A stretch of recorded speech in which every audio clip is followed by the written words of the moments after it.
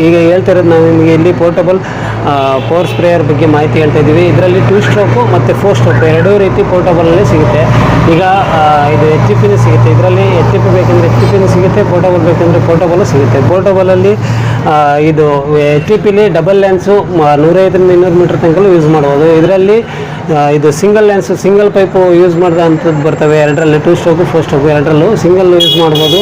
Up to 100ರಿಂದ 150 metre ತನಕ ಇದರಲ್ಲಿ use ಮಾಡ್ಬೋದು. ಈಗ ಇದು ಕಡಿಮೆ ಜಾಗ ಇರುತ್ತೆ, HP ತಗೊಳಕ್ಕಾಗಲ್ಲ.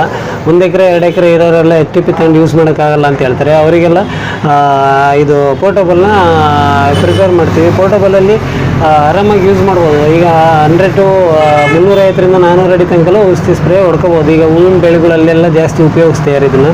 ಹೂವಿನ ಬೆಳೆಗಳಲ್ಲಾಗಿರ್ಬೋದು ಅಥವಾ ಅಡಿಕೆ ತೋಟದಲ್ಲಾಗಿರ್ಬೋದು, ಎಲ್ಲ ಬೆಳೆಗಳಲ್ಲಿ ಕಮರ್ಷಿಯಲ್ ಬೆಳೆಗಳು, ತರಕಾರಿ ಬೆಳೆಗಳು ಎಲ್ಲದರಲ್ಲೂ ಉಪಯೋಗಿಸ್ತಾ ಇದ್ದಾರೆ. ಅದರಲ್ಲಿ ಸಿಂಗಲ್ ಲ್ಯಾನ್ಸ್ ಬಂದಿರುತ್ತೆ. ಪವರ್ ನಾವು ಯಾವ ರೀತಿ ಜನ್ರೇಟ್ ಮಾಡ್ತೀವಿ ಆ ರೀತಿ ಡಿಪೆಂಡ್ ಆಗುತ್ತೆ.